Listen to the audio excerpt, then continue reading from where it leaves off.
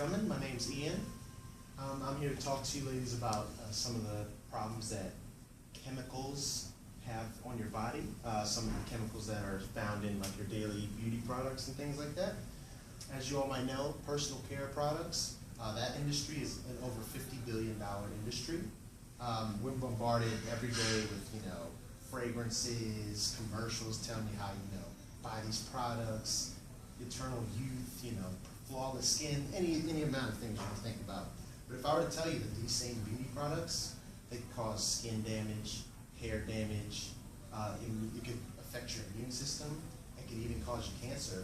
I bet you all probably pay a little bit more close attention to some of the products that you use, right? I know I would. But let's not talk about that.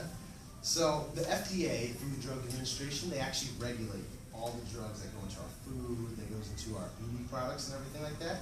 And surprisingly, despite what you may think, the industry for beauty products is actually pretty much unregulated. So they can throw whatever they want into the products, and there's really no oversight. Now, there are thousands of chemicals in your products. It's so many, it's hard to even list all of them. But the range of effects that these products have on your body, they can range from skin irritants, they affect your endocrine system, and it can even cause you cancer. Carcinogens are prevalent in a lot of chemicals that are seen in beauty products. Now, I'm going to talk to you all. I'm going to address 3 of the most common type of chemicals that are found in these beauty products. I'm also going to discuss a few of the organizations that are making a stand and trying to help clear the industry of all these harmful chemicals. And finally, I'm going to talk to you all about some of the benefits that not having these chemicals in your beauty products would actually have. Okay, so this slideshow right here, it's actually going to give you a visual of what I'm trying to do about. Okay, so the first product that I'm talking about is going to be called parabens. This graph right here, it's based on a scale of 10.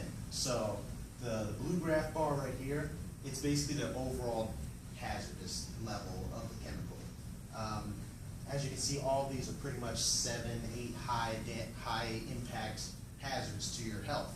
I'm going to go over parabens. It's an ingredient called triclosan and fragrance. I'll get a little bit more into that about what exactly I mean by fragrance. Now, the second bar, it's actually a secondary effect. It's still damaging, but it's not as, not as severe, not the top list of damage that it can do. But all of these have a significant allergen and aminotoxicity level. So essentially, you putting these products on your body is damaging your immune system.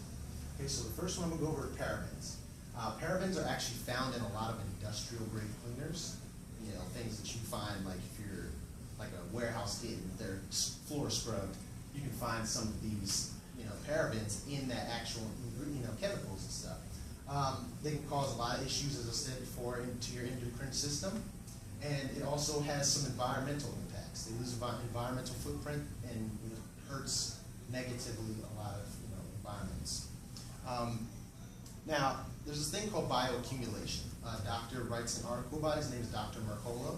Bioaccumulation is essentially if your body can't metabolize the chemicals that go into it, it simply just stays in there. And over years and years of continued use, it accumulates, and that's when you see these effects. So, maybe the lipstick that you have may have this, but you won't see an immediate effect. You won't get cancer right away from putting a lipstick.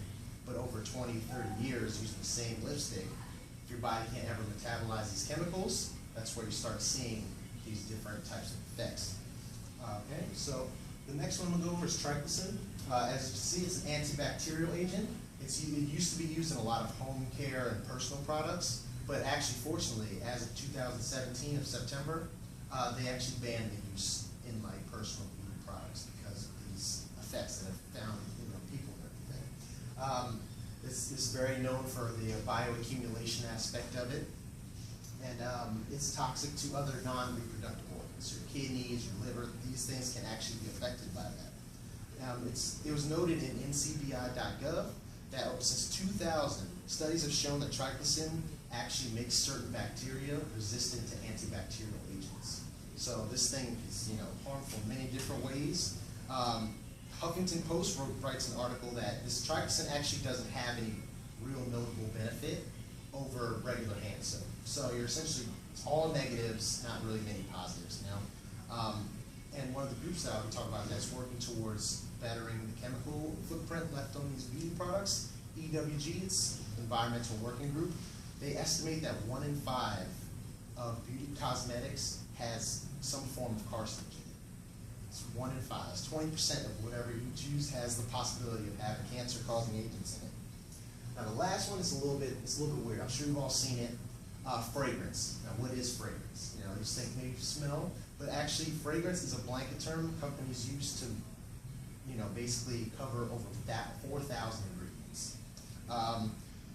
Treehugger.com, they actually wrote fragrance. It's used as a blanket term that encompasses thousands of chemicals, and another doctor, his name is Dr. Lippman, he also wrote that fragrance exposure over continued time, it actually affects your central nervous system. So while it makes, you know, smells good, it may not be great for your body, you know. Now, I'm going to go a little bit more about some of these organizations that are helping make a change. The first one is called Safe Cosmetics. One of their strides towards making chemicals better for, you know, consumption on a personal, like, beauty level, they want Unilever, which is a large distributor of fragrances. They're one of the big people that, you know, they essentially supply the fragrances to all these other companies. They want transparency with their ingredients. Unilever basically has a secret ingredient which they use for fragrance, but no one knows what it is. But these fragrances have been noted in many different cases to actually have negative impacts on people, but no one knows what it is, and they don't have to disclose that information to us. Now the next company, that organization that I was talking about, I mentioned them earlier, is the Environmental Working Group, EWG for short. They actually are supporting a bill written by a couple senators that forces the FDA to have more direct oversight over some of these chemicals. They have to choose certain 5 chemicals, and they have to give them the whole testing route. And they have to make sure that they're not tied to any carcinogens, any negatively impactful chemicals in your body. So that's one of the bills working through the Senate right now. So in conclusion, I went over, you know, some of the harmful effects that these different ingredients have on your body. I talked about some of the organizations that, you know, help try to improve the quality of the care products that you all use.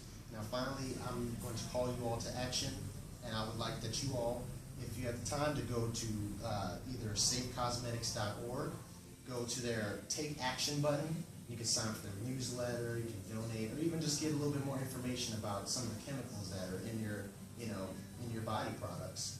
Or you can also go to ewg.gov, that's the Environmental Working Group page. They have a Support Our Work link, which basically is the same aspect as with the Safe Cosmetics.